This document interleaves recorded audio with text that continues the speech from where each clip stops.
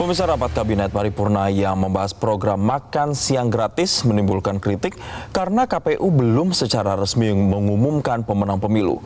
Bahkan sebelumnya Presiden Joko Widodo pun pernah memperlihatkan pertemuan empat mata Presiden Joko Widodo dengan calon presiden nomor urut 2 Prabowo Subianto dan dua ketua umum partai pengusung Prabowo Gibran. Kejanggalan ini seakan tampak disikapi biasa saja oleh sejumlah menteri di kabinet Jokowi.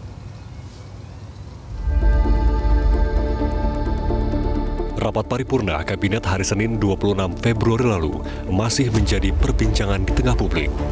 Pasalnya, dalam rapat paripurna pertama setelah pemilu 2024 ini sudah membicarakan program unggulan pasangan Prabowo Gibran, yakni makan siang gratis. Di sisi lain, Komisi Pemilihan Umum atau KPU belum secara resmi menetapkan pasangan terpilih. Saat memberikan sambutan pada rapat paripurna kabinet, Presiden Joko Widodo menyatakan kebijakan fiskal harus mengakomodasi program-program presiden terpilih. RKP tahun 2025 dan kebijakan fiskal ini adalah jembatan untuk menjaga kesinambungan pembangunan dan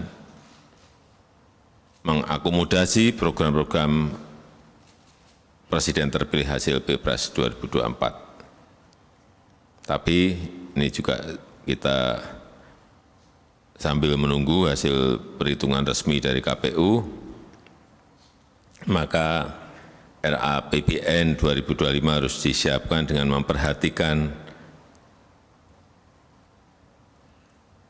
hasil Pilpres karena menjalankan APBN, karena yang menjalankan APBN 2025 adalah presiden terpilih.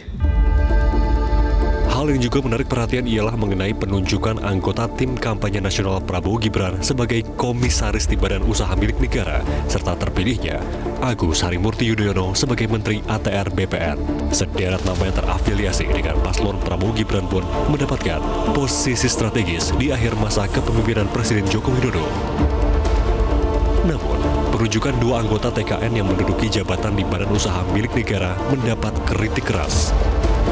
Pasalnya, Direktur Eksekutif Indef Esther Sri Astuti mempertanyakan kompetensi mereka sebagai komisaris perusahaan plat merah tersebut. Esther menyebut seharusnya jabatan komisaris BUMN diisi oleh sosok yang mempunyai kompetensi tinggi. Ini bukan kali pertama Jokowi mempertontonkan keberpihakannya. Sebelumnya, serangkaian pertemuan empat mata Presiden Joko Widodo dengan calon presiden nomor urut 2 Prabowo Subianto dan dua ketua umum partai pengusung Prabowo Gibran tidak pelak menimbulkan dugaan perihal keberpihakan Jokowi. Tak sampai di sana, di saat para aparatur sipil negara diwajibkan netral dan tidak berpihak, namun para menteri justru menunjukkan keberpihakannya.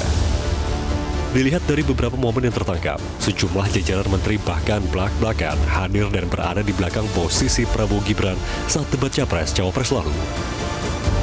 Sinyal-sinyal keberpihakan Jokowi kepada Prabowo dalam Pilpres memang sudah hadir sejak pertengahan 2023 lalu.